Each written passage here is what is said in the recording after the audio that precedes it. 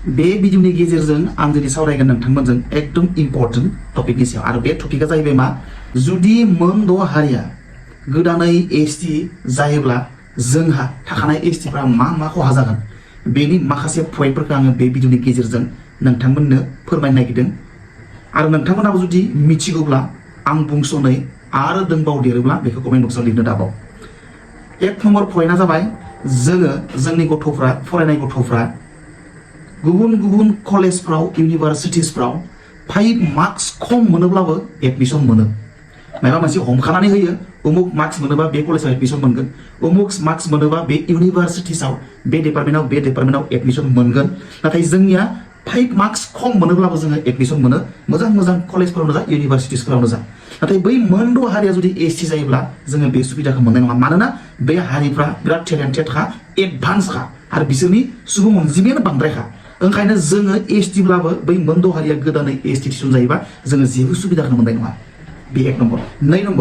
नै नम्बर खहाया जाहैबाय मा जोंनि जे पोस्ट रिजार्भेशन जायखिजाया एडमिशनावनो जा साख्रियावनो जा मायावनो जा जोंनि एसटिफोरनि थाखाय पोस्ट रिजार्भेशन थायो। 10%, 5%, माइबा पार्सेन्ट जायखिजाया बेबायदि पार्सेन्ट रिजार्भेशन थायो।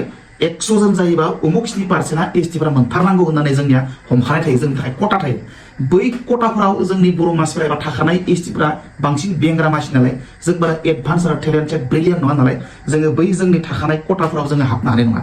जोङो बे जोंनि थाखाय थिखानाय रिजार्भेशन कटायावनो जोङो हाबनो हानाय नङा, एडमिशन मोननाय नङा, साखरि मोननाय नङा। जोङो बै मोनद' हारि थिसनजानाय एसटिफ्रासो बेयाव हाबसनगोन आरो जोङो बन्सित जानानै थानांगोन, जों डिप्राइभ जानानै थानांगोन। बे मोनसे।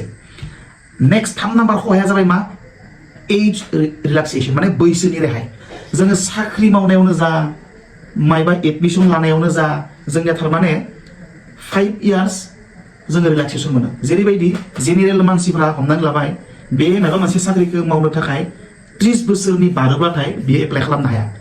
जोंनिया नाथाय मा 5 इयार्स रिलेक्सेसन मोनो, माने 35 इयार्स जानायसिम जोङो एप्लाइ खालामनो हायो, साख्रि मावनायनि जोङो चान्स मोनो। बे जिथु 5 बोसोरनि रेहाय, बे 5 बोसोरनि रेहायफोरखौ जोङो मोननाय नङा।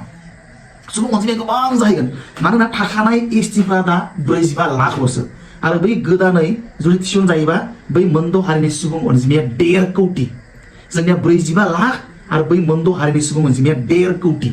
नायदो होनबा 3 गुन मानसिफ्रा जों ज' जाफैयोबा जोङो एसटिफोरनि मोनसेबो सुबिदाखौनो जोङो मोननाय नङा।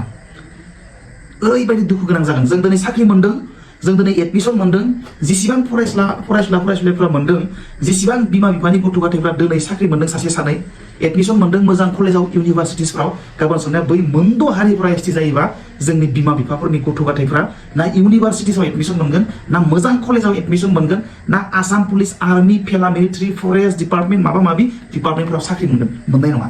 दिनै जा सासे सानै मोनदों गाबोन सासेबो मोननाय नङा। होमबासो जों बुजि मोनगोन बेसेबां दुखु गोनां जागोन जोङो एसटिनिफ्राय माने बोखारनाय रखम जागोन आरोखि, गुबुनासो जोंनिखौ सेफायजोबगोन। बे मोनसे रिप्रेजेन्टेटिभनि आंखाल जागोन जोंनियाव। MCLA, EM, BTC एरियायाव दा जोंनि बर' मानसिफ्रानो बांसिन नंगौ नङा।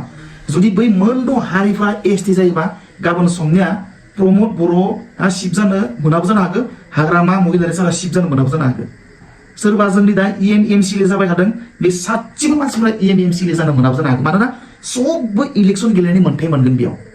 मोनफ्रोम माने BTCनि 40टा समस्थियावनो गासिबो मानसिफ्रा माने बेयाव इलेक्सन गेलेनो मोनगोन। माखासे समस्थिफोराव एसटिफोराल' इलेक्सन गेलेनो मोनो, खिन्थु बै मोनद' हारियाबो एसटि जायोबा गाबोन समनिया 40टा समस्थियावबो गुबुन मानसिफ्राबो आहम राजबंशी कच राजबंशीफ्राबो इलेक्सन गेलेनो मोनगोन।